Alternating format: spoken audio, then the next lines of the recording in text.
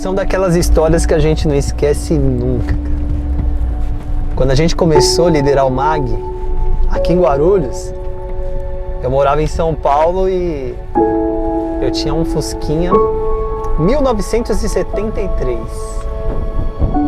E aquele Fusquinha era um desafio, pegar a Avenida Aricanduva e a Fernão Dias com ele. Aquele Fusquinha me deixou várias vezes na mão, mas ele também foi um grande exercício da minha fé. E eu fico muito grato a Deus, porque se fosse necessário a gente vinha até a pé, mas a gente vinha no coxinha. E nesse tempo todo, Deus cuidou de cada detalhe da nossa vida, sempre provisionou. Obrigado, Senhor, pelo coxinha.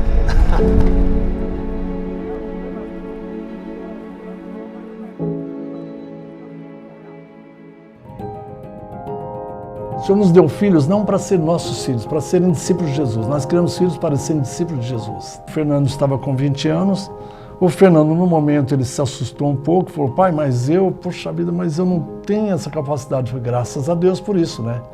Porque Deus não chama os capacitados, Ele capacita os escolhidos, né? E assim o Fernando assumiu com a Sueli, a namorada dele, noiva dele, né? E era muito difícil, mas eles não desistiram, eles ficaram firmes e o trabalho foi crescendo, crescendo e a gente foi apoiando, investindo. Quando o Fernando e eu começamos a trabalhar com o MAG, com os jovens em si, nós tínhamos 20 anos. E estava no comecinho do nosso namoro, né? A gente tinha 1 ano de namoro. A nossa vida e o ministério se mesclou, porque nós começamos namorando, ficamos noivos, casamos, tivemos nossos filhos, os filhos crescendo e a gente trabalhando no ministério.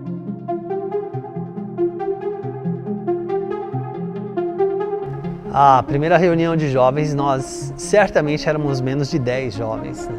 E aí o trabalho foi crescendo. Eu sei que nós tivemos 100% de crescimento, porque em dezembro nós éramos 14.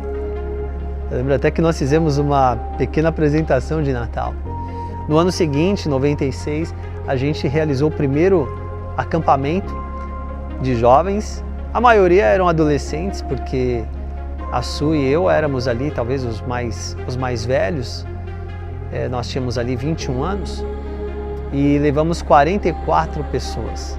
Aí no segundo ano, levamos 74 pessoas. No terceiro foram 92. No quarto ano, 128. No quinto ano, foram 156. Depois 172, 194, 228 pessoas. No ano seguinte, 256, e assim foi. Eu lembro que eu peguei a lista, nós tínhamos ali 387 jovens indo para um lugar muito especial, nas montanhas da Serra da Mantiqueira, para um tempo maravilhoso. Isso marcou muito a nossa vida, a gente viu a mão de Deus nos conduzindo, trazendo não só quantidade, mas qualidade de vida com Deus.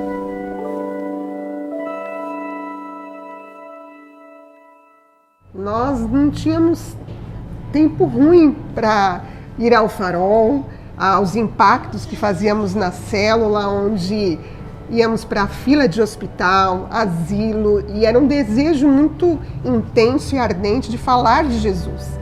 Então, acho que uma das marcas importantes da nossa época, da nossa geração, foi evangelizar, falar do amor de Cristo, sem muita preocupação, a gente ia... Com ousadia, né? Com ousadia e com o que tínhamos, né?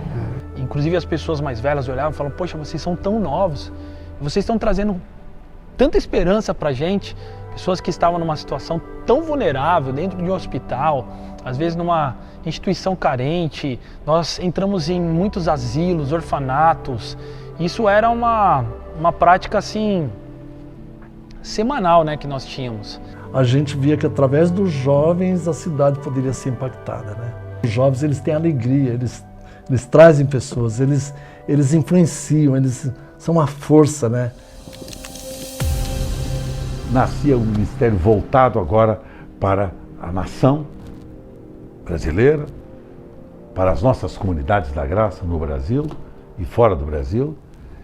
e que este ministério agora voltado para as nações fosse um ministério dedicado a cuidar da presente geração. Eu acho que o Fernando não tinha nem noção que aquele ministério voltado para Guarulhos iria inspirar um ministério de jovens para o Brasil.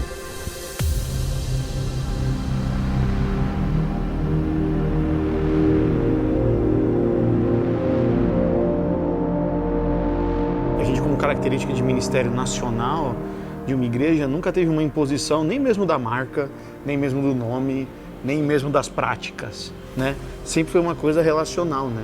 Quando veio o MAG, o Marcando a Geração, tinha uma proposta e uma visão tão apaixonante que não foi difícil agregar, abraçar. Foi inevitável. Naquele momento, para aquela liderança, eu fazia parte de forma, através da música somente naquele momento, mas não teve jeito. Foi natural fazer a mudança para a MAG, principalmente por causa dessa premissa, de que todos nós, em todas as comunidades, havia um desejo de a gente ter uma mesma visão, uma mesma forma de caminhar, e os valores e a missão que a gente aprendeu naquele tempo, eles caíram no nosso coração. Então, a gente aprendia às vezes isso nas mesas, né? Foi com o Link, não é verdade? Com a iniciativa nas universidades, foi assim com vários movimentos de teatro, quantos encontrões tinha a galera do hip hop que acontecia no encontrão, e aí depois outras igrejas traziam outras manifestações artísticas, o que virou depois o CD, né? Então, tudo isso aconteceu não como uma obrigação, mas acho que o mesmo propósito alinhou a gente, né? A declaração de proposta do MAG, ela envolve uma resposta. O que uma pessoa não pode deixar de experimentar durante a sua existência. E ao olhar para isso, a gente somou com o grande problema que aparece em Juízes capítulo 2, versículo 10, que diz que após a morte de Josué e daquela geração, nasceu uma geração que não conhecia Deus e nem aquilo que Deus havia feito. Então, olhando para isso, nós respondemos a esta pergunta. Uma pessoa não pode deixar de conhecer a Deus e os seus valores. Ela não pode deixar de despertar os seus dons para aí sim marcar a geração. Então nós entendemos que despertar os dons é você usar o seu melhor que Deus te deu, capacidade que Deus te deu, seja ela uma habilidade artística, seja ela por meio da comunicação, seja ela por meio de outros projetos, seja mesmo de influência, que nós podemos usar para poder impactar a cidade. Esta é uma igreja que se dedica à proclamação do Evangelho de Jesus, da doutrina dos apóstolos. Nosso compromisso é com as Escrituras, uma vida de justiça, uma vida de santidade, as questões da regeneração, do novo nascimento, que é a base da mensagem, né? Então, o nosso projeto não é reunir apenas pessoas e ter os nossos auditórios lotados de pessoas que vão para apenas mais um programa de auditório, mais uma reunião onde o show vai começar. É mais do que isto. É darmos liberdade para a manifestação do Espírito Santo entre nós, a fim de que haja transformação, haja reconhecimento da nossa necessidade como seres humanos de arrependimento, de confissão e de nova vida. Essa tem sido a marca e esse tem sido todos os dias o desejo e a minha oração, aquilo que está no meu coração que eu carrego, de ver uma geração que possa ensinar outra geração sobre como amar o Senhor, como ter cada vez mais uma devoção profunda por Jesus. O meu sonho é continuar vivendo isso, ver a próxima geração vivendo isso, né? Essa profundidade com Deus, essas experiências maravilhosas que a gente tem. O meu sonho é que a gente possa viver isso, ver os nossos filhos vivendo isso. Para o coração dos pais, é a alegria que nós podemos ter na vida dos nossos filhos, né? Eles têm essa convicção, né? De onde eles estão.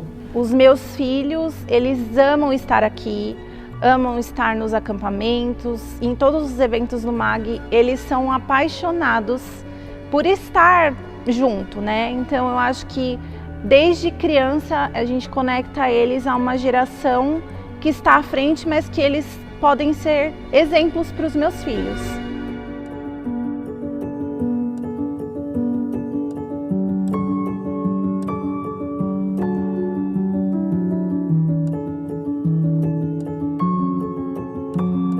conhecer a Deus e os seus valores, despertar os dons, marcar a geração.